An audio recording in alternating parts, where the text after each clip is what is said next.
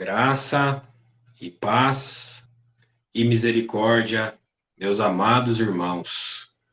É com Amém. prazer que nós Amém. continuamos a série do nosso livro tão precioso para nós, tem sido o livro de Atos. Amém, Então, irmão. vamos abrir as nossas Bíblias no livro de Atos, capítulo 7. Vamos ler do versículo 1 até o versículo 8. Livro de Atos dos Apóstolos, capítulo 7, versículos de 1 a 8. Versículo 1. Então lhe perguntou o sumo sacerdote: porventura é isto assim? Estevão respondeu: varões, irmãos e pais, ouvi. O Deus da glória apareceu a Abraão, nosso pai, quando estava na Mesopotâmia, antes de habitar em Harã. E lhe disse: sai da tua terra e da tua parentela e vem para a terra que eu te mostrarei. Então saiu da terra dos caldeus e foi habitar em Harã. E dali, com a morte de seu pai, Deus o trouxe para esta terra em que vós agora habitais. Nela não lhe deu herança, nem sequer o espaço de um pé, mas prometeu dar-lhe a posse dela, e depois dele a sua descendência, não tendo ele filho. E falou Deus que a sua descendência seria peregrina em terra estrangeira, onde seriam escravizados e maltratados por 400 anos. Eu, disse Deus, julgarei a nação da qual forem escravos, e depois disto sairão daí e me servirão neste lugar. Então lhe deu a aliança da circuncisão. Assim nasceu Isaque, e Abraão o circuncidou ao 8º dia. De Isaque procedeu Jacó, e deste os 12 patriarcas. Vamos orar mais uma vez. Querido Senhor, nós amamos a tua santa palavra, Senhor. De fato, a tua palavra, ela tem o poder de lavar-nos. Ela é uma palavra poderosa, pois criou todas as coisas. Deus disse: haja luz, e fez-se luz. Todas as coisas neste universo subsistem por esta palavra, Senhor, a palavra do teu poder, a qual não é limitada, Senhor. A palavra, ela se expande. A tua palavra, Senhor, ela tem sido nos revelada, Senhor, através desse livro de Atos. Nós te agradecemos por cada lição, Senhor, por cada mensagem, Senhor. Deus falou aos nossos corações. Senhor, usa, Senhor, também essa palavra, Senhor, com a ajuda do Espírito Santo, trazer esclarecimento aos nossos corações, ampliar os nossos horizontes, Senhor. Mostra para nós, através da tua palavra, Senhor, aquilo que o Senhor quer mostrar. Ó, Senhor, cumpra esse propósito essa noite. Sem o Senhor aqui, estaríamos perdendo o nosso tempo. Mas o Senhor está aqui, Senhor. Fala conosco através da tua palavra, Senhor. Bendito seja o teu santo nome, Senhor. Amém. Amém. Amém. Na mensagem dessa noite, tem dois personagens que são principais. Um deles é Estevão e o outro é Abraão, né? Como nós lemos nos versículos. Então, por hora, nós vamos algumas vezes falar de Estevão, outras vezes nós vamos falar de Abraão. Vai haver algumas intercalações, né? Eu falo isso para melhor compreensão dos irmãos, para que não haja confusão no entendimento, para que a gente possa conseguir adentrar dentro da história de ambos, né? Tanto da história de Estevão quanto da história de Abraão. E também a gente poder imaginar as situações que foram vividas por eles. Então, por hora, tem momentos que tente imaginar Estevão ali, diante daquela corte do Sinédrio, todo mundo em volta dele, e tem horas que a gente vai imaginar Abraão nas suas peregrinações. Então, dito isso, no capítulo anterior de Atos dos Apóstolos, capítulo 6, para contextualizar, especificamente no versículo 9, nós vemos que pessoas de 5 sinagogas diferentes reagiram de maneira negativa à operação de sinais e prodígios de Estevão perante o povo. Havia a sinagoga dos libertos, né? É interessante até esse nome, porque o nome deles era Libertos, mas eles pregavam escravidão. Tinha também a sinagoga dos Cireneus, dos Alexandrinos, dos da Cilícia e da Ásia. Aí, o versículo 9 diz que eles discutiam com Estevão. Então, eles reagiram de maneira negativa, discutiam com Estevão, em vez de olhar, né, esses sinais, esses prodígios que eram feitos por meio de Estevão. E mesmo após essas discussões, como eles não podiam resistir a Estevão, eles acabaram usando uma artimanha suja, né? Eles subornaram alguns para dizerem aquilo que eles não tinham coragem de dizer por si mesmos aos líderes judeus. Então, após esse episódio, Estevão acabou sendo levado preso. E no Sinédrio, o que é o Sinédrio? Já foram falados algumas vezes, mas para contextualizar, caso alguém não tenha escutado, né? É a corte máxima judaica. É a corte máxima onde eles aplicam a lei judaica. Então, no Sinédrio, eles apresentaram falsos testemunhos falsos contra Estevão. E nos versículos 13 e 14 do capítulo 6, está apresentado ali de maneira detalhada o conteúdo dessas falsas acusações. Eu vou ler aqui rapidamente. Apresentaram testemunhas falsas que depuseram: este homem não cessa de falar contra o lugar santo e contra a lei. Porque o temos ouvido dizer que esse Jesus, o Nazareno, destruirá este lugar e mudará os costumes que Moisés nos deu. Havia um grande perigo na realidade que dessas falsas acusações serem confirmadas por aqueles líderes judeus. Porque essas acusações contra o templo, contra a lei de Moisés, dentro da legislação judaica, tá? Vale a pena salientar, seria pena de morte, uma pena capital para quem infringisse essas leis, blasfemasse contra o templo ou contra a lei de Moisés. Obviamente, não era nada disso que Estevão estava fazendo. No Sinédrio, composto por 71 membros, imagina a situação, Estevão ali, sozinho, contra 71 pessoas em volta dele. Todos eles em concílio, né? Concílio fala de conciliação, mas eles não estavam buscando uma conciliação com Estevão. Ali eles se reuniram para ouvir Estevão na fase como na posição de réu. Estevão ele estava numa posição de réu ali dentro daquele tribunal judaico, a corte máxima. E então o sumo sacerdote, presidente do tribunal, toma a palavra, conforme o versículo 1 do capítulo 7 que nós lemos. O versículo 1 do capítulo 7 diz o seguinte: então lhe perguntou o sumo sacerdote: porventura é isto assim? Então, ou seja, ele estava dando uma oportunidade para Estevão se explicar a respeito das acusações que foram dadas contra ele. É muito importante, vale a pena salientar que esse sumo sacerdote era quem? Era Caifás. Caifás foi exatamente o mesmo que interrogou nosso Senhor Jesus.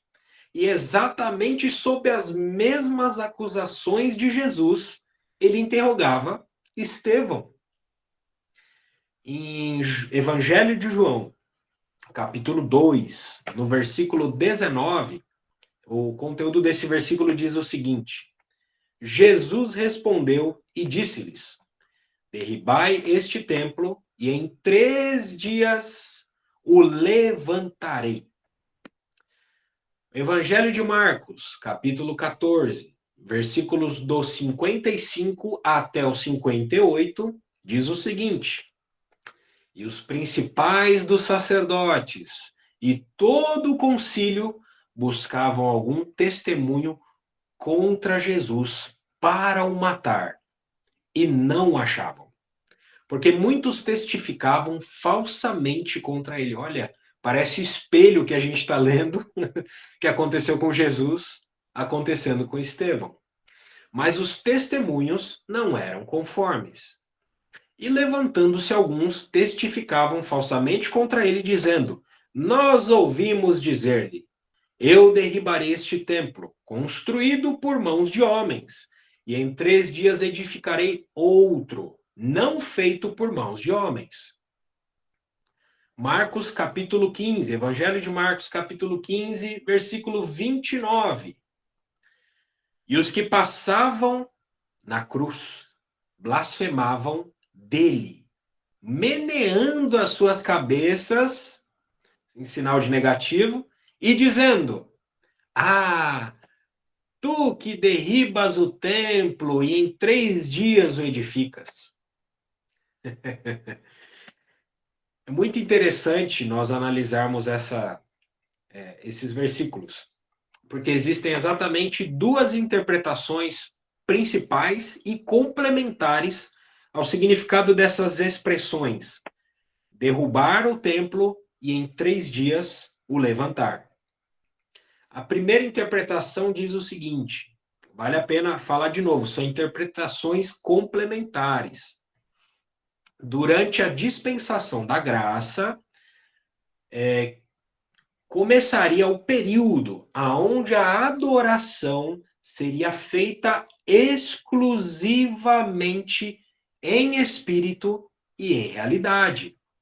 Então, o tabernáculo de Jesus, que é o seu corpo, substituiria aquele templo feito por mãos humanas. Oh, irmãos, e de fato, aquele templo foi destruído, assim como predito por nosso Senhor. Ele foi destruído no ano 70 depois de Cristo pelo general Tito. E desde então, a nação de Israel não possui mais o templo no lugar santo.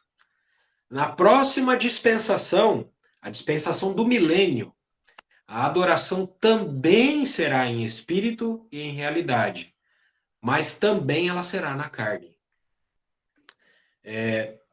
Talvez daqui a pouco eu explique um pouquinho melhor isso aí.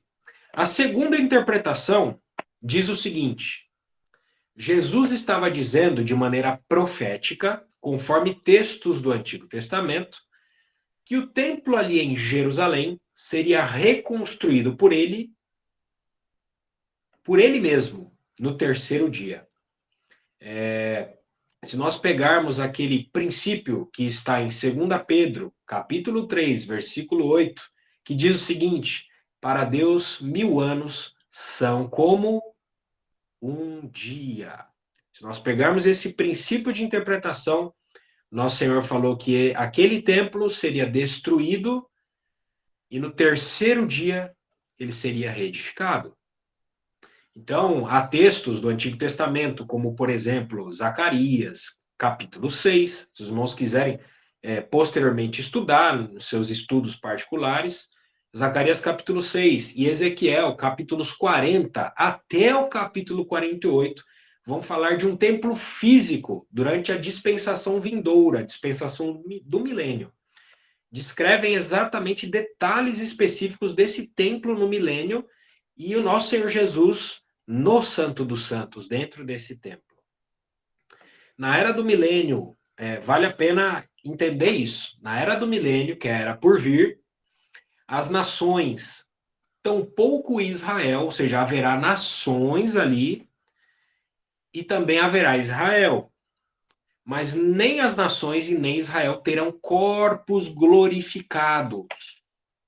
Irmãos, a promessa de corpos glorificados é para aqueles que ressuscitam com o Senhor na primeira ressurreição. Irmãos, essa possibilidade está aberta para nós. Temos corpos glorificados. O Senhor fala na sua palavra que nós teremos, né, que nossos corpos, num abrir e fechar de olhos, serão transfigurados e seremos levados às alturas e assim estaremos para sempre com o Senhor, conforme fala 1 Tessalonicenses. Então, no período do milênio, tantas nações que estarão aqui na terra, tanto quanto Israel, não terão corpos glorificados, mas eles terão a sua carne. Tanto que há versículos que fala que o rio da água da vida vai correr, eles vão beber e vão comer da árvore da vida, que será de cura. E a idade das pessoas será próximo a 1 milênio, 1000 anos. Então, para eles virem à santa cidade adorar a Deus, será necessário novamente o sacrifício de bodes e cordeiros para a purificação da carne. Tá? Nós, assim, aguardamos, estaremos em corpos glorificados. Então, Hebreus, só para salientar isso, tá? É um estudo amplo esse assunto, mas só para salientar, Hebreus capítulo 9, versículos do 13 ao 15, parte A, diz o seguinte: portanto, se o sangue de bodes e de touros e a cinza de uma novilha, aspergidos sobre os contaminados, os santificam quanto à purificação da carne, muito mais o sangue de Cristo, que pelo Espírito Eterno a si mesmo se ofereceu sem mácula a Deus, purificará a nossa consciência de obras mortas para servirmos ao Deus vivo. Por isso ele mesmo é o mediador da nova aliança. Aleluia. Esse é um assunto muito amplo. Mas, voltando a Estevão e ao seu discurso, tá bom? Nós podemos certamente dizer que esse discurso de Estevão é um discurso de refutação. O que é uma refutação? Uma refutação é convencer do contrário. Aqueles 71 membros do Sinédrio Judaico escutaram aquelas falsas acusações, muitos deles já estavam até convencidos, eles não aguentavam mais falar de Jesus. Quando Pedro e João foram para lá, eles admoestaram, fizeram ameaças para Pedro e João. Não fale desse nome. Então, eles já estavam convencidos a respeito de Estevão. Era praticamente uma sentença já dada contra ele. Então, o discurso de Estevão era um discurso de refutação, de convencer do contrário. Quem precisava ser convencido do contrário? Aqueles líderes religiosos e as pessoas daquelas 5 sinagogas que foram desonestas com Estevão, que foram mal intencionadas com Estevão, que foram indelicados com Estevão e que queriam fazer prevalecer a sua vontade na ausência de argumentos. Então, o discurso de Estevão, além de ser um discurso de refutação, ele também evidencia a misericórdia de Deus para com a nação judaica. Mostra que Deus, de maneira alguma, Deus não rejeitou a nação de Israel, embora Israel o tenha rejeitado na pessoa do Messias. E a partir desse momento, de quando Israel rejeitou o seu Messias, se introduziu o período profetizado por vários profetas de Israel, que é o período em que a nação de Israel, em parte, estaria endurecida, até que se chegasse à plenitude dos gentios. E Estevão também estava discursando justamente, e isso é muito interessante, justamente para aqueles responsáveis pela rejeição do Messias e responsáveis pelo endurecimento de Israel. Era a essas pessoas que Estevão estava se dirigindo, aos corações mais duros daquela nação. E mesmo diante de corações tão duros, Estevão estava demonstrando o amor de Deus derramado no coração dele, ao tentar amolecer aquelas duras cervizes por meio da palavra de Deus. Quem sabe, né?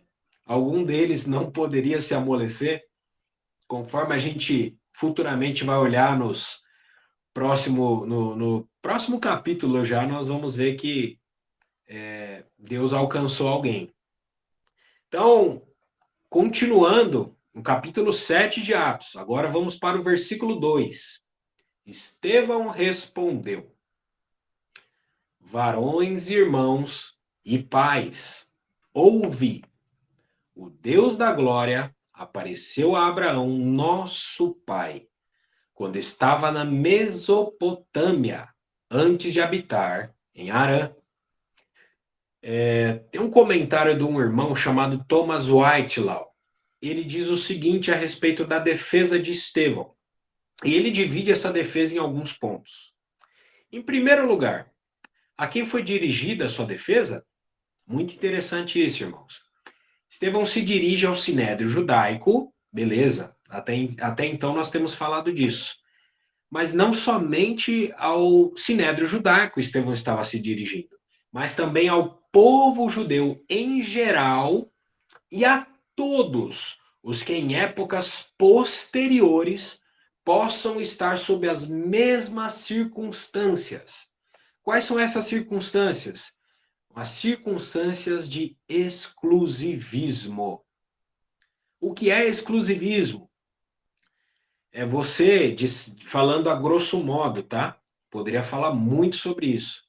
Mas a grosso modo, exclusivismo é você dizer que Deus se limita a uma nação, Deus se limita a um templo ou uma lei, como eles queriam dizer, que Deus se limita a um profeta específico, que Deus se limita a um grupo específico, que Deus fala apenas por meio de uma pessoa, e etc, etc. Tentar limitar Deus àquilo que ele não limitou em sua palavra. As escrituras, elas são a nossa única regra de fé e conduta. Toda a escritura. Então, em segundo lugar, para continuar aqui, para sair desse assunto de exclusivismo, que é um assunto que vai longe. Em segundo lugar, em que espírito ou em que ânimo foi proferida a defesa de Estevão? Duas atitudes governaram as palavras de Estevão, conforme nós vemos no versículo 2. Uma atitude foi a atitude de afeição, e a segunda atitude é a atitude de reverência, quando ele chama aqueles líderes judeus religiosos de irmãos e pais. Terceiro lugar, de que declarações foi composta a defesa de Estevão? Estevão ele fez um relato histórico e depois Estevão fez uma aplicação prática. Muita coisa aconteceu antes do templo ser construído e em todas estas coisas Deus estava com seu povo. E em quarto lugar, com que argumentos a defesa de Estevão foi feita? Os judeus eles estavam dizendo que a verdadeira adoração a Deus, sentimento de exclusivismo, é o mesmo sentimento que Jonas teve para com os ninivitas. Ele não queria ir, ele fugiu da presença do Senhor. Então os judeus eles diziam que a verdadeira adoração a Deus deveria estar atrelada à lei de Moisés e ao templo de Jerusalém. Mas isso, de maneira alguma, era possível, porque o Deus da glória havia aparecido ao pai da nação, aonde? Em Canaã? Aonde? Em Jerusalém? De maneira alguma. O Deus da glória apareceu a Abraão na Mesopotâmia, muito antes da lei de Moisés e muito mais antes ainda do que da construção do templo. Ô, irmãos, vale a pena nós pararmos e contemplarmos essa frase, né? Que o Deus da glória apareceu a Abraão. O Deus da glória apareceu a Abraão. Irmãos, da mesma forma que o Deus da glória apareceu a Abraão de maneira visível, no Novo Testamento, o Deus da glória também aparece a nós, na pessoa de Jesus Cristo, através do Espírito Santo. o que que a glória faz? A glória, ela tem um poder santificador, separador. Então, irmãos, da mesma maneira que Abraão foi separado, nós, em Cristo Jesus, também fomos separados. Nós fomos separados das nações. A igreja não tem lugar físico aqui nessa terra. A nossa pátria está nos céus. Nós não aguardamos nada de bem aqui nessa terra. Não aguardamos ser famosos aqui, ter fazer grandes feitos aqui na terra para engrandecer o nosso nome. O nosso lugar não é aqui. Oh, irmãos, o nosso sentimento com relação a esse mundo jamais pode ser de que esse mundo é o nosso lar, de que estamos contentes aqui. Há que haver no nosso coração um sentimento de despojamento em relação às coisas dessa terra, porque o Deus da glória apareceu para nós, em Jesus Cristo. O Senhor mostrou para nós que nós éramos pecadores, que nós cometíamos pecados, e que nada que nós pudéssemos fazer por nós mesmos poderia ser suficiente para nos salvar. E ele se deu em nosso lugar para nos salvar. E uma vez que o recebemos, nós aí então nos tornamos salvos. Aleluia! Nosso Senhor Jesus nos salvou e ele nos separou dessas nações, do mundo, nos separou das nações. A igreja, ela é formada de pessoas que saíram tanto dentre os judeus como também dentre os gentios, para uma pátria superior, isso é, celestial. Então, nada pode nos prender aqui, irmãos. Graças a Deus. E aqui na nossa história, como estamos vendo, o Deus da glória apareceu a Abraão e o separou. Deus separou Abraão com um propósito específico. Se nós formos ver alguns capítulos antes de Abraão, a história de Abraão está ali entre os capítulos 11 a 25 do livro de Gênesis. Então, antes de Abraão havia várias nações. O livro de Gênesis fala de muitas nações que já haviam ali. Algumas dessas nações, como nós esperamos ver, se o Senhor nos permitir, havia pessoas que, através dos atributos invisíveis de Deus e do testemunho que Deus deixou em sua criação, de fato serviam a Deus.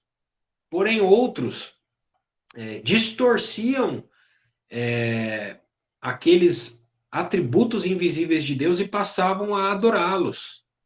Como povos adoravam o sol, a lua, as estrelas, havia povos que adoravam inúmeras divindades, como era o caso de Abraão, ali em Ur dos Caldeus, na Mesopotâmia. Havia muitas divindades ali naquela terra. E Deus separou Abraão desse lugar idólatra. Então, havia indivíduos, como, por exemplo, Jó, que viveu na mesma época de Abraão. Jó era um homem íntegro, reto, temente a Deus e que se desviava do mal. E se você vê todo o conteúdo do livro de Jó, e os amigos dele, Bildade, Zofar, Elifaz, Eliú, o conteúdo que esses amigos de Jó também falam são referentes à criação de Deus. E eles reconhecem a Deus como Criador. E Deus usou o testemunho de Jó para calar a boca de Satanás.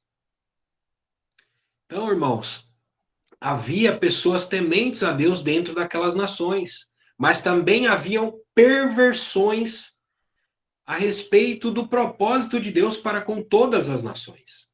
Então o Deus da glória aparece a Abraão e o separa de entre as nações para quê? Para a partir de Abraão, Deus formar uma nação que, a partir de palavras e obras, demonstraria para todas as demais nações como servir a Deus, quem é o Deus verdadeiro, não confundir a criação de Deus com o próprio Deus. E a partir da pessoa de Abraão, Deus abençoaria todas as famílias da terra. Para isso, especificamente, Deus daria uma revelação especial para Abraão e para os seus descendentes. Mas como falamos, entretanto, todavia, Deus daria uma revelação especial para Abraão, mas isso não significa que ele deixaria todos os demais povos, todas as demais nações, sem o seu testemunho. Atos dos Apóstolos, capítulo 14, versículos 16 e 17, diz o seguinte: o qual, nas gerações passadas, permitiu que todos os povos andassem em seus próprios caminhos. Contudo, não se deixou ficar sem testemunho de si mesmo, fazendo o bem, dando-vos chuvas do céu e estações frutíferas, enchendo o vosso coração de fartura e de alegria. Aleluia, o Senhor, ele é para todos. Voltando ao versículo 2 do capítulo 7 do livro de Atos, as menções à Mesopotâmia e a Harã, que são feitas nesse versículo, elas não foram de maneira alguma à toa. Dentro desse contexto que temos falado, Deus, ele é o Deus de toda a terra e de todos os povos. A atuação de Deus, ela não se limita a Israel ou à cidade de Jerusalém. Agora, voltando para Estevão, falando de Estevão, ele quis tanto mostrar aos seus compatriotas judeus que o que ele estava falando era verdade, que ele foi até o começo. Estevão, vamos dizer assim, ele foi até a origem da nação de Israel. Ele fez uma retrospectiva para contextualizar. Estevão, ele estava mostrando de uma maneira muito clara para aqueles religiosos que eles não estavam entendendo o que Deus fez no passado, tampouco o que Deus estava fazendo no presente. E muito menos entenderiam o que Deus faria no futuro.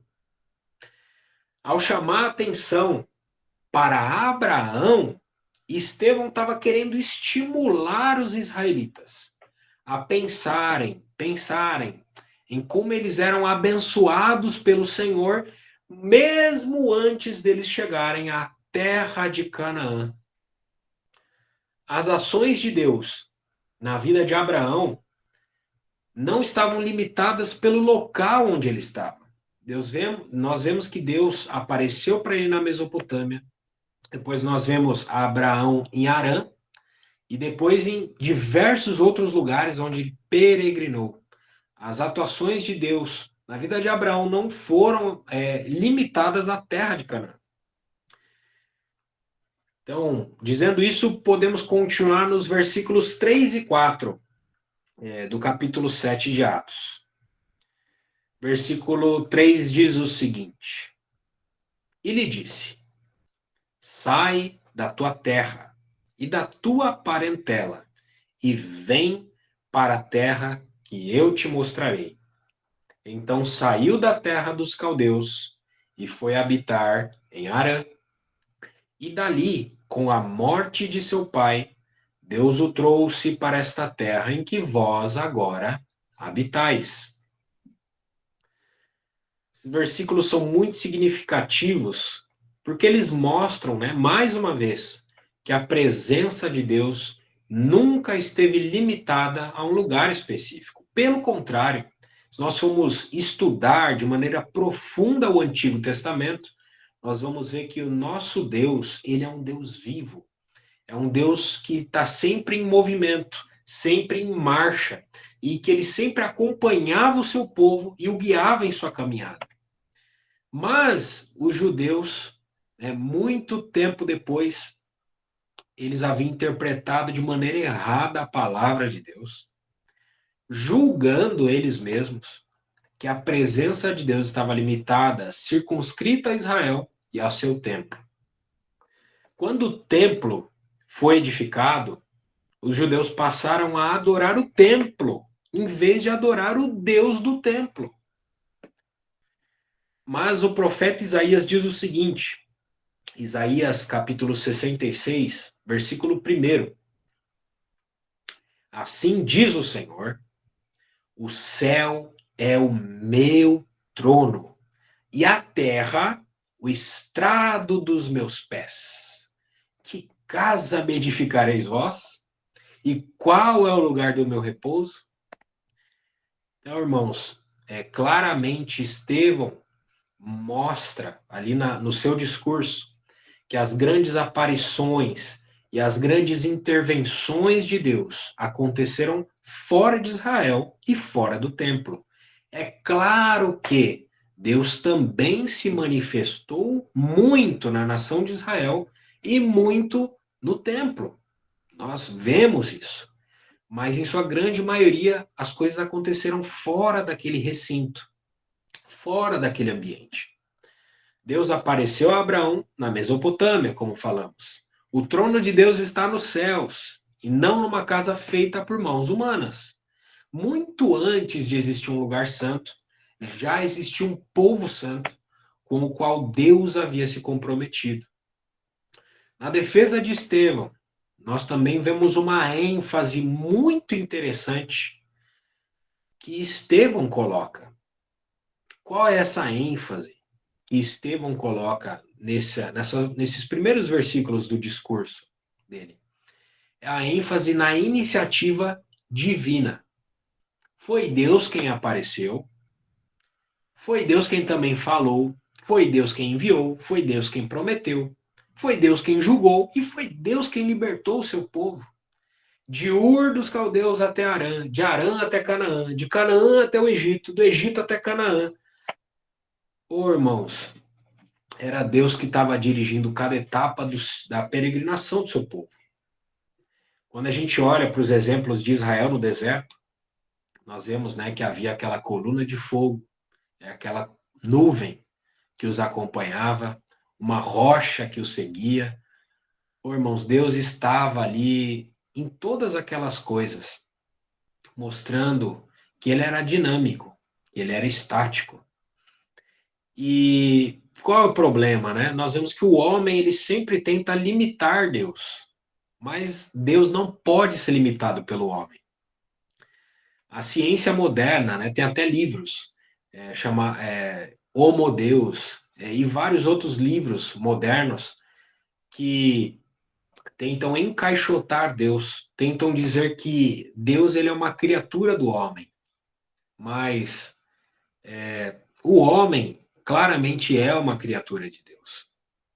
Protágoras foi um filósofo da Grécia Antiga, ele era um sofista, era alguém que era pago para dar os seus discursos, né? Não importava se eram verdadeiros ou não. Ele tem uma frase muito conhecida que diz o seguinte: o homem é a medida de todas as coisas.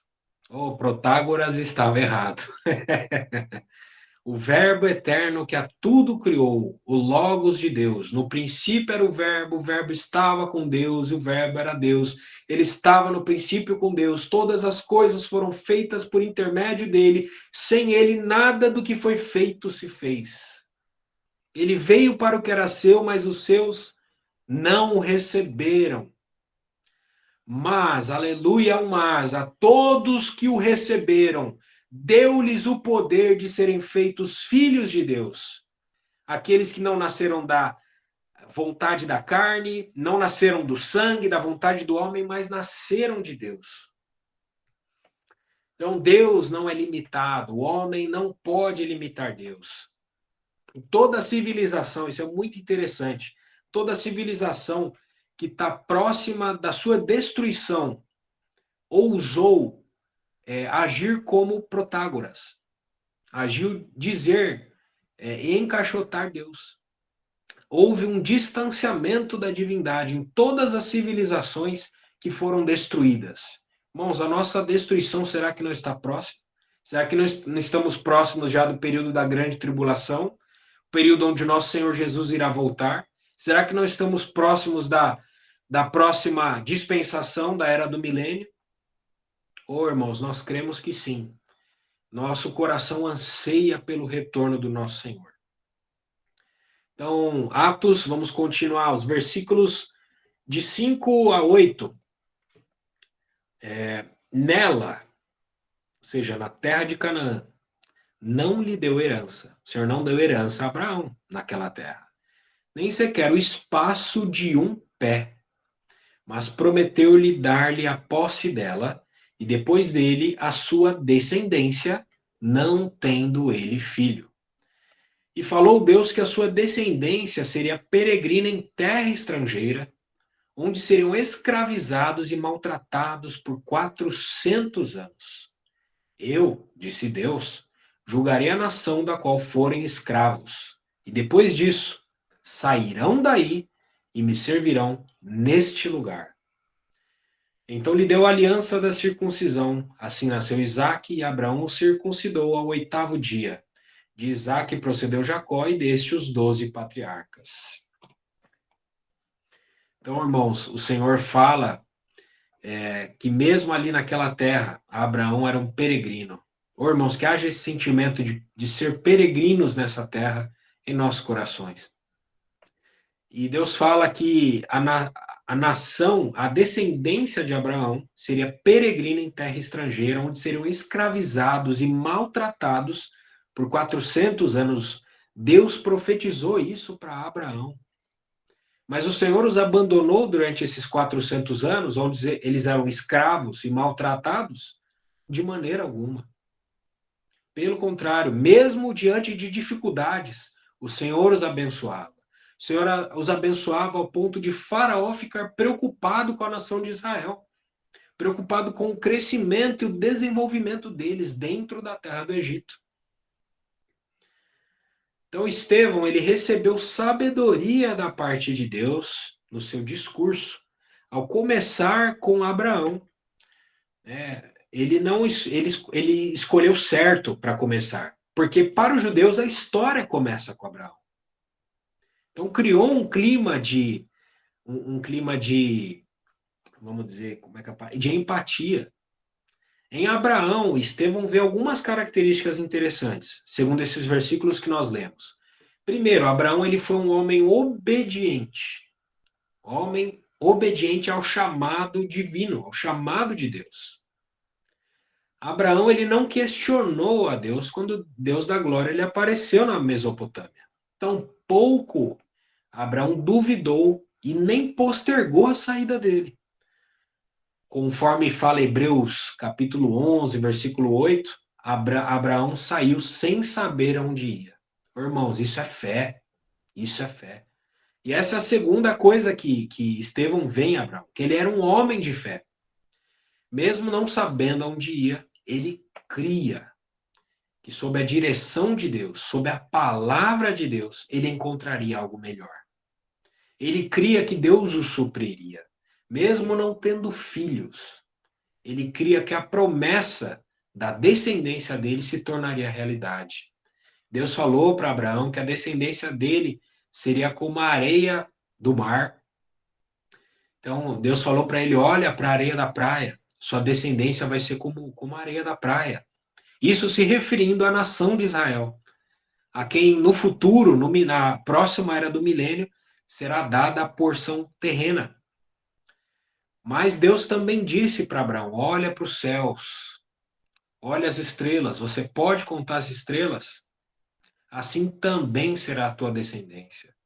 Então, irmãos, nós somos aqueles que também descendem de Abraão, mas na linhagem celestial. Nós somos aqueles que foram profetizados, que seriam a descendência como as estrelas do céu. Na era vindoura, o nosso lugar de atuação será nas regiões celestiais, onde a palavra de Deus diz em Efésios que nós já estamos. Irmãos, nós cremos na palavra do Senhor.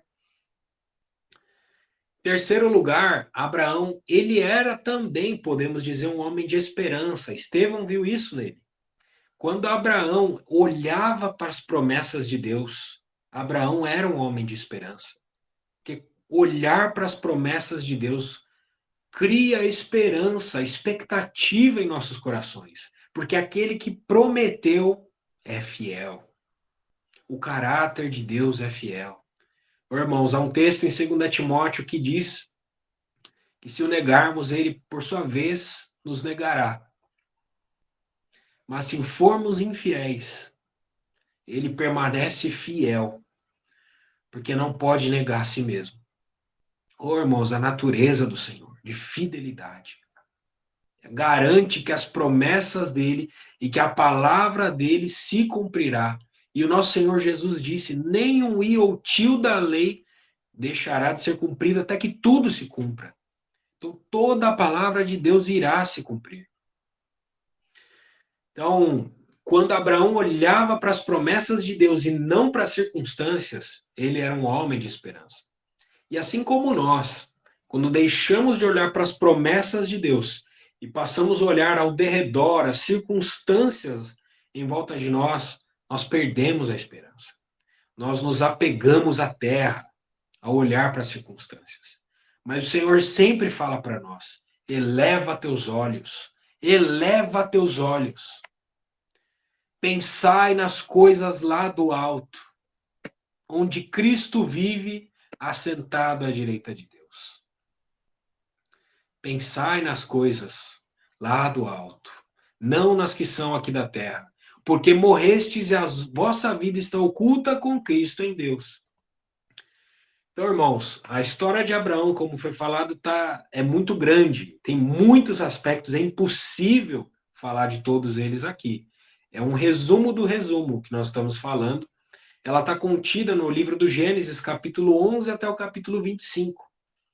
E Estevão, no seu discurso, ele estava pregando para uma plateia que estava obcecada, e era uma plateia exclusivista, como nós falamos. Era uma nação de dura cerviz e em franca desobediência a Deus.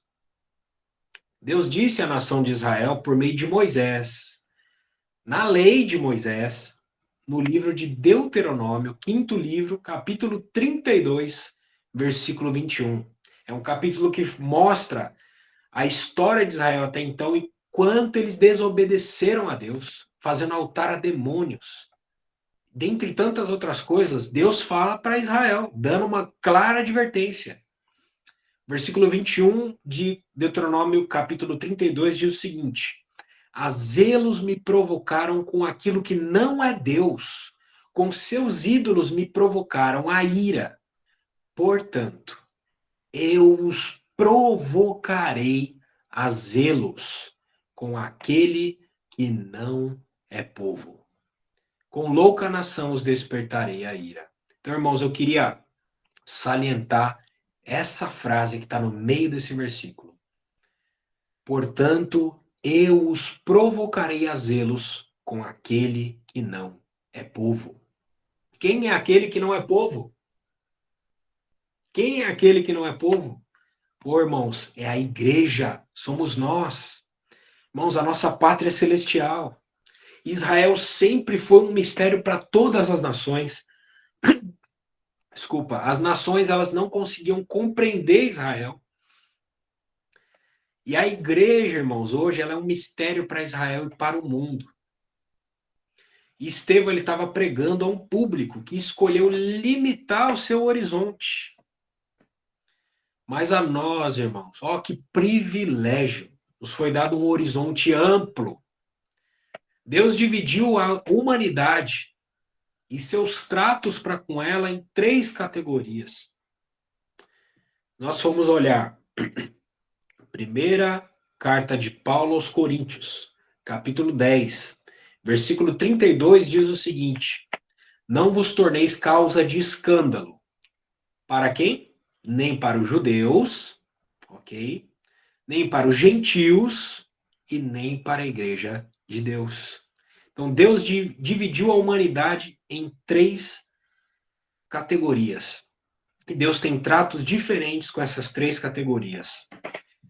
Deus tem as nações, Deus quer atingir a todas as nações. Deus quer ser adorado por todas as nações e ele será.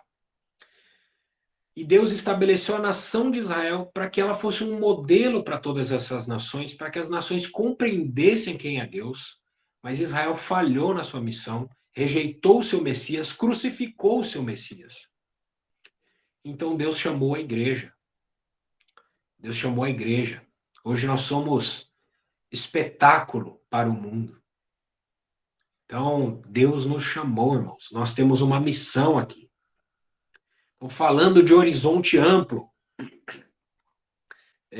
vou citar rapidamente alguns episódios aqui da vida de Abraão, que mostram um horizonte amplo na época de Abraão. Já citei alguns aqui, como, por exemplo, o livro de Jó, né? Mas em Gênesis, capítulo 12, versículos de 10 a 20, os irmãos quiserem ver isso com detalhes depois, os irmãos vão ver que Deus fere a Faraó com grandes pragas. O que aconteceu nesse episódio? Houve fome na terra, Abraão estava peregrinando ali em Canaã e houve fome. E Abraão decidiu ir ao Egito. E se nós formos pegar o texto bíblico, fala que ele decidiu ir ao Egito para ir ficar. Então ele olhou para a circunstância de fome, decidiu descer ao Egito para aí ficar. Ele não decidiu voltar mais. E Deus o envergonhou nessa circunstância.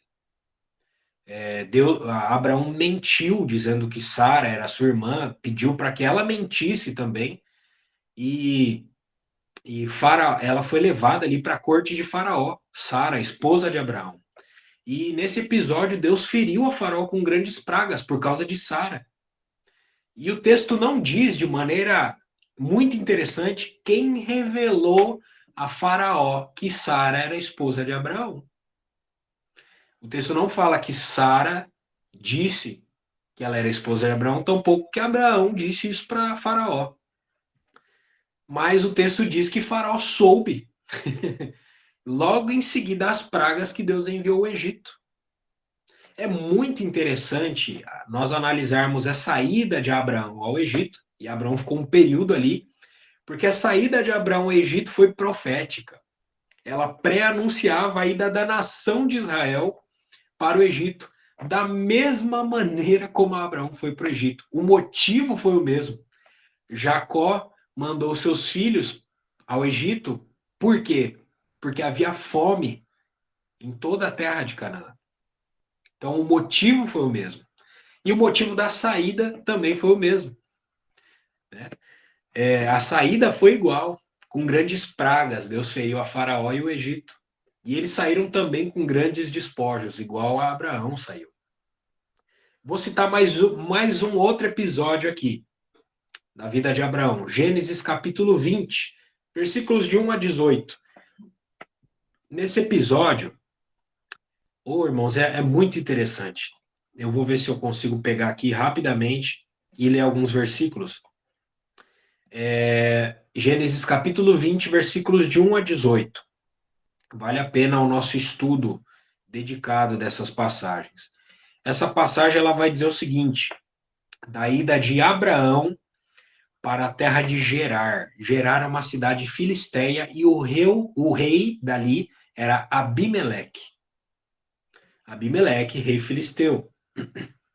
Foi a mesma história dessa primeira ida de Abraão ao Egito. Abraão disse para Sara mentir que era sua irmã. E aconteceu a mesma coisa, ela era formosa, né? E o rei de Gerar, Abimeleque, mandou buscar Sara. No versículo 3 diz o seguinte: Deus, porém, veio a quem? A Abraão? Não. Deus veio a Abimeleque em sonhos de noite. Ele disse: vai ser punido de morte por causa da mulher que tomaste, porque ela tem marido. Ora, Abimeleque ainda não havia possuído. Por isso disse: Senhor, matar. Olha só, irmãos, versículo 4. Notem isso. Abimeleque chama Deus de Senhor. Senhor, matarás até uma nação inocente? Irmãos, como muitas vezes nosso horizonte pode ser limitado. Abimeleque chamou a Deus de Senhor. Versículo 5. Não foi ele mesmo que disse a minha irmã? E ela também me disse, ele é meu irmão. Com sinceridade de coração e na minha inocência foi que fiz isso. Respondeu-lhe Deus em sonho. Ou seja, Deus ainda estava falando com um rei pagão em sonho, de uma nação que ele não havia escolhido, para ter uma revelação especial. Bem sei que com sinceridade de coração fizesse isso. Daí eu ter impedido de pecares contra mim e não te permiti que a tocasses. Agora, pois, restitui a mulher a seu marido, pois ele é profeta, e intercederá por ti, e viverás. Se, porém, não lhe a restituires, sabe que certamente morrerás, tu e tudo que é teu. Levantou-se Abimeleque de madrugada e chamou todos os seus servos e lhes contou todas essas coisas, e os homens ficaram muito atemorizados. Versículo 9. Então chamou Abimeleque a Abraão e lhe disse: Que é isso que nos fizeste? Em que pequei eu contra ti para trazeres tamanho pecado sobre mim e sobre o meu reino? Tu me fizeste o que não se deve fazer. Disse mais Abimeleque a Abraão: Que estavas pensando para fazeres tal coisa? Respondeu Abraão: Eu dizia consigo mesmo: Certamente não há temor de Deus neste lugar, e eles me matarão por causa de minha mulher. Por outro lado, ela de fato é também minha irmã, filha de meu pai e não de minha mãe, e veio a ser minha mulher. Quando Deus me fez andar errante da casa de meu pai, eu disse a ela: Este favor me farás. Em todo lugar em que entrarmos, dirás a meu respeito: Ele é meu irmão. Então Abimeleque tomou ovelhas e bois, e servos e servas, e os deu a Abraão, e lhe restituiu a Sara, sua mulher. Disse Abimeleque: A minha terra está diante de ti, habita onde melhor te parecer. E a Sara disse: Dei 1000 ciclos de prata a teu irmão. Será isto compensação por tudo quanto se deu contigo, e perante todos estás justificada. Versículo 17. E orando Abraão, sarou Deus Abimeleque, sua mulher e suas servas, de sorte que elas pudessem ter filhos. Versículo 18, porque o Senhor havia tornado estéreis todas as mulheres da casa de Abimeleque por causa de Sara, mulher de Abraão. Então, irmãos, existe mais um episódio aqui, finalizando esse episódio, que para mim é o mais sensacional de todos, que está em Gênesis capítulo 14, versículos 17 até o versículo 23. É o episódio de Melquisedeque. Eu não vou ler esses versículos, porém eu vou ler um livro que é recomendadíssimo, tá? Eu vou ler algumas páginas aqui rapidamente, eu recomendo para todo mundo que quiser. É um livro sensacional chamado O Fator Melquisedeque. Eu tenho certeza que esse livro vai expandir os horizontes de todo mundo a quem lê esse livro. Ele vai fazer a distinção entre essa revelação geral de Deus à humanidade, tá? Essa revelação geral de Deus à humanidade, que ela pode ser vista em textos da Bíblia, como Salmo 19, dentre outros salmos, Romanos capítulo 1, versículos 19 a 21, também no livro de Romanos capítulo 2, versículos 14 e 15, o livro de Jó mesmo está falando muito dessa revelação geral que Deus deu a todos os povos, né? Porque naquele dia ninguém vai poder dizer para Deus que não o conheceu. Não haverá desculpas, porque os atributos invisíveis de Deus se dão a conhecer através da sua criação. E no grande trono branco, no último dia, vão ser abertos os livros. E por suas consciências, alguns serão salvos do tormento eterno do lago de fogo e outros vão ser condenados. Porque houve a chance de conhecer esses atributos invisíveis de Deus através da sua criação. Esses versículos, tem vários outros, falam muito a respeito disso. Então eu queria ler umas poucas partes aqui desse livro, que está falando sobre esse episódio de Abraão com Melquisedeque. É rápido, tá, irmãos? Antes de enviar Abrão ao seu novo destino como uma bênção a todas as famílias da terra, Yahvé primeiro o guiou até uma região desconhecida, habitada por diversas tribos que abrangiam diferentes clãs e famílias. Eram as tribos dos cananeus, queneus, quenezeus, cadmoneus, heteus, ferezeus, refaíns, amorreus Girgazeus e Jebuseus. Está em Gênesis 15, versículos 19 a 21. Além desses 10, aproximadamente 30 outros povos, espalhados do Egito até a Caldeia, são mencionados por nome, só nos primeiros 36 capítulos do livro de Gênesis. Mais subdivisões étnicas da humanidade são reconhecidas especificamente nesses 36 capítulos do que em qualquer outra seção de extensão comparável em qualquer outro ponto da Bíblia. Ao mover-se vagarosamente entre tantos grupos étnicos, seria bastante provável que Abrão, não tinha mudado de nome ainda, viesse a desenvolver o tipo de perspectiva de todas as famílias da Terra, certamente exigido de alguém destinado a ser uma bênção para todas as famílias da Terra. Ao que parece, tudo prosseguia da maneira como Abrão esperava, mas Yahvé tinha uma surpresa guardada para ele. Quando o Senhor disse: "Em ti serão benditas todas as famílias da terra", Abrão certamente pensou que ele e a nação que descenderia dele se tornariam a única fonte de iluminação espiritual para toda a humanidade. Mas não era bem isso que Yahvé tinha em mente. De fato, quando Abrão finalmente aproximou-se de Canaã, como era chamada aquela terra estrangeira, ele logo ficou sabendo que duas de suas cidades, Sodoma e Gomorra, já se achavam mergulhadas em profunda decadência. Outras, especialmente as cidades dos amorreus, começavam a seguir o exemplo de Sodoma e Gomorra. A gente vê isso em Gênesis 15, versículo 16. Yahvé, o Deus Todo-Poderoso, não parecia ter outro defensor além de Abraão. Ou aquele conceito, exclusivista, que nós vamos defender Deus. Além de Abraão em toda aquela região do mundo, o que deve ter feito Abraão sentir-se realmente muito necessário. Quando, porém, Abrão e sua caravana se entranharam em Canaã, uma agradável surpresa os esperava. Eles passaram perto de uma cidade chamada Salém, que significa paz na língua dos cananeus.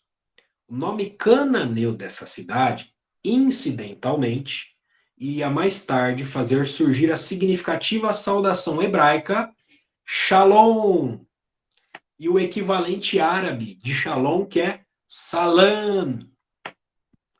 Salém contribuiria mais tarde com suas 5 letras para formar a última parte do nome Jerusalém, o fundamento da paz. O significado de Jerusalém é o fundamento da paz. Porém, ainda mais interessante do que a cidade de Salém propriamente dita era o rei que reinava sobre ela, Melquisedeque. O seu nome, o nome de Melquisedeque, é uma combinação de duas outras palavras dos cananeus. Melqui, que significa rei, e Zadok, que significa justiça. Um rei de justiça entre os cananeus. Notórios por quê? Pela sua idolatria, sacrifício de criança, homossexualismo legalizado e prostituição nos templos. Templos que eles tinham ali. Com certeza, Melquisedeque recebeu um nome completamente impróprio. Podia parecer a Abraão isso, Mas absolutamente não. Alguns anos mais tarde, ao voltar de uma operação surpreendente de resgate contra Kedorlaomer, isso está em Gênesis 14, 1, 14, versículos do 1 ao 16, aquelas guerras que houve entre os reis ali, Abraão chegou ao Vale de Savé. Naqueles dias, os habitantes da região tinham o costume de chamar o Vale de Savé de o Vale do Rei. Olha que interessante. Mas que rei era esse? não seria de modo algum surpreendente se esse lugar pertencesse à cidade de Melquisedeque, a Salém original. O Vale de Savé, né, que é o Vale do Rei, recebeu provavelmente esse nome para homenagear o próprio rei daquele lugar, Melquisedeque. Mal Abrão tinha entrado nesse Vale do Rei, e já o rei Melquisedeque trouxe pão e vinho para ele, naquela ocasião específica, né? Abraão foi lá com aqueles 300 homens, libertou Ló, e libertou muitos outros prisioneiros, né? E veio voltando e chegou ao Vale de Savé. Quando ele chegou no Vale de Savé, Melquisedeque foi ao encontro dele. E Melquisedeque viajou para se encontrar com Abraão, levando pão e vinho. Mas simplesmente ele trouxe pão e vinho. Talvez outra evidência quanto à proximidade entre o Vale de Savé e Salém. Chega agora o inesperado.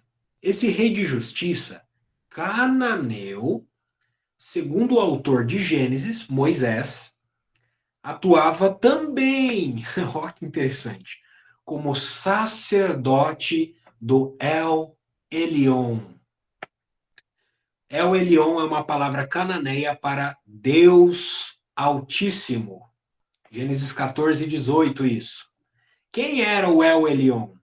Tanto El, a palavra El, como Elion eram nomes cananeus para o próprio nome de Yahvé. Esse termo El, ocorre frequentemente nos textos ugaríticos da antiguidade. São textos bem antigos.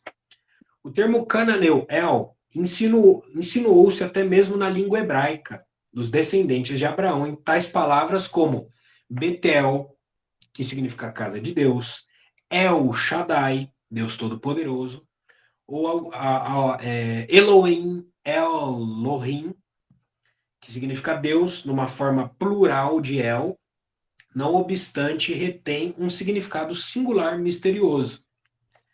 Elion, a gente viu o significado de El, agora o significado de Elion também aparece como um nome para Deus nos textos antigos escritos em fenício, uma ramificação posterior da língua cananeia antiga de Melquisedeque.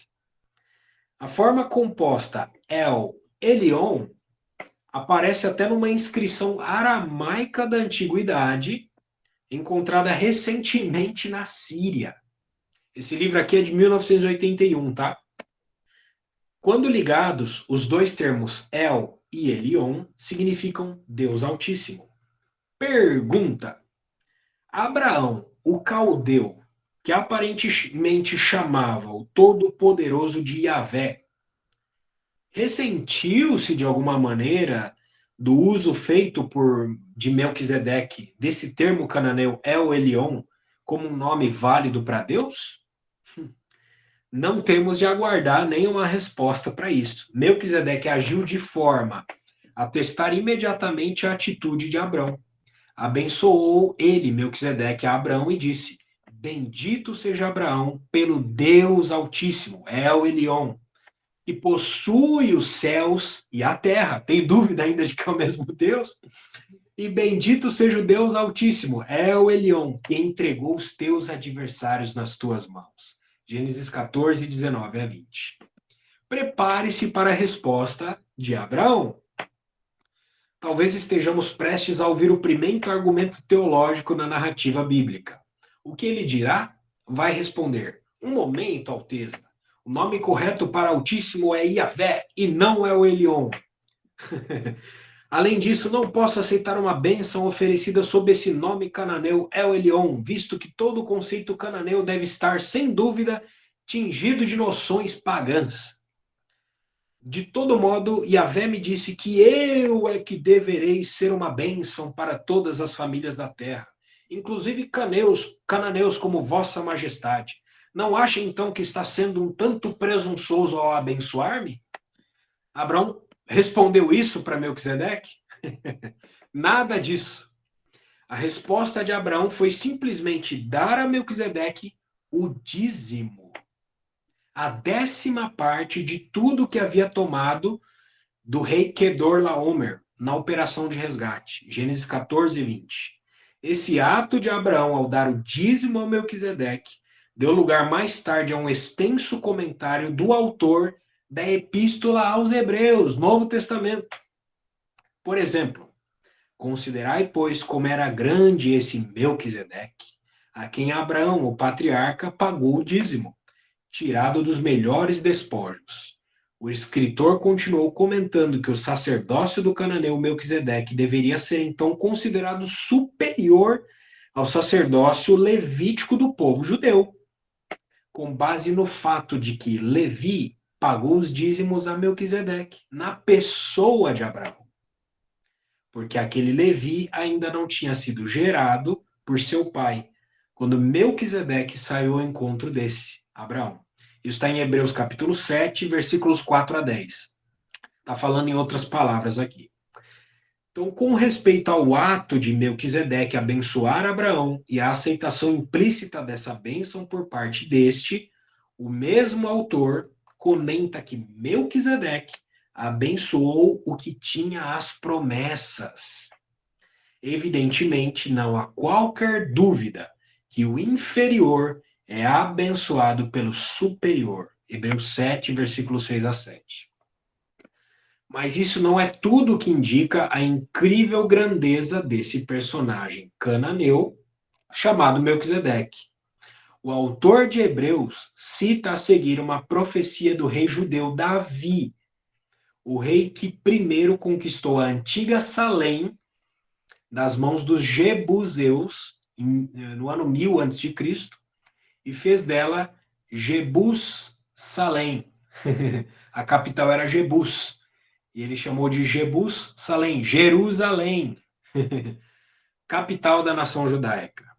A profecia declara explicitamente que o Messias judeu, quando vier, não servirá como membro do sacerdócio levítico inerentemente temporário, com sua linhagem restrita. Em vez disso, vai ser um sacerdote da ordem de Melquisedeque, e cuja ordem não ficará aparentemente restrita a qualquer linhagem particular. E não apenas isso, mas a filiação do Messias à ordem de Melquisedeque é confirmada por nada menos que um juramento divino, e ele pertencerá eternamente à mesma. Salmo 110, versículo 4. O Senhor jurou e não se arrependerá. Tu és sacerdote para sempre, segundo a ordem de Melquisedeque.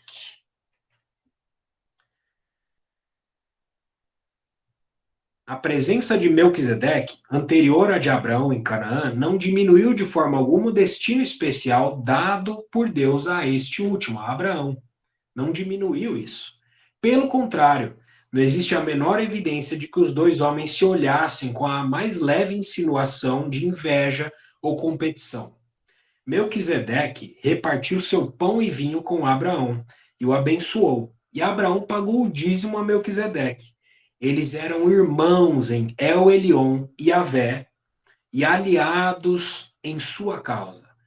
Irmãos, quando Abraão responde a Melquisedeque, ele responde usando o termo cananeu. Se você for ver os termos nos originais hebraicos, ali do capítulo 14, Abraão responde a Melquisedeque também chamando Deus de El Elyon. Então, eles não tinham um clima de competição, eles eram aliados na causa de Deus. Tendo em vista que a revelação geral e a especial tem ambas sua origem em El Elyon e Yahvé, era de se esperar que Melquisedeque repartisse seu pão e vinho com Abraão e este pagasse o dízimo a Melquisedeque. O surpreendente é que eles continuaram a fazer isso através da história subsequente da humanidade. Pois à medida que a revelação especial de Deus, de Yahvé, vamos chamá-la de fator Abraão, aqui no livro, continuou a estender-se ao mundo através das eras do Antigo e Novo Testamentos, ela descobriu sempre que a revelação geral de Yahvé, que chamaremos de fator Melquisedeque, nome dado ao livro, já se achava em cena, trazendo o pão, o vinho e a bênção de boas-vindas. Tem outras partes aqui muito interessantes. Esse livro ele vai falar o testemunho de Deus em diversas nações espalhadas no mundo. Entre os Incas aqui, o Santal na Índia, povos na Birmânia, em tantos outros lugares do mundo. Povos onde as culturas desses povos falavam desse Deus criador. Algumas até compondo cânticos que parecem até salmos ao nós compararmos. Alguns dizendo que o Deus criador tem um filho, outros dizendo que esse Deus ele se manifesta em 3 pessoas. Oh, irmãos, é maravilhoso, de fato. Então, possa o Senhor ampliar os nossos horizontes. O Senhor ele quer encher toda a terra e ele vai encher toda a terra de Cristo Jesus. Ageu, capítulo 2, versículo 7, diz o seguinte, é uma profecia, e farei tremer todas as nações, e virá o desejado de todas as nações, e encherei essa casa de glória, diz o Senhor dos Exércitos. Irmãos, o nosso Deus, ele é o desejado de todas as nações. Irmãos, ele não é só desejado por Israel, ele não é só desejado pela igreja, mas ele é o desejado por todas as nações. Marcos, capítulo 11, versículo 17, a parte A, o nosso Senhor diz o seguinte, também os ensinava e dizia, não está escrito, a minha casa será chamada casa de oração para todas as nações? Ou seja, a casa de Deus não seria apenas de Israel, mas para todas as nações. O Senhor, ele está citando ali, nosso Senhor Jesus, no Evangelho de Marcos, o versículo 7 do capítulo 56 do profeta Isaías, que diz o seguinte, também os levarei ao meu santo monte e os alegrarei na minha casa de oração. Está falando do período do milênio aqui, tá? Os seus holocaustos e os seus sacrifícios serão aceitos no meu altar, porque a minha casa será chamada casa de oração para todos os povos. Louvado seja o Senhor, irmãos. Vamos orar. Bendito Senhor. Senhor, tu queres encher todas as coisas.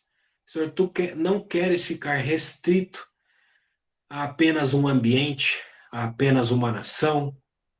Tu queres se espalhar, Senhor, para todos. O Senhor nos deu essa incumbência aqui. Queremos ser fiéis a ela, Senhor. Queremos que o Cristo que está em nós possa se expandir para todas as nações. Queremos cumprir a tua palavra, Senhor. Cumprir a tua palavra pregando o evangelho, cumprindo aquilo que o Senhor nos disse, não deixar de congregar, não desprezar as profecias. Senhor, obedecer aos teus mandamentos não são penosos.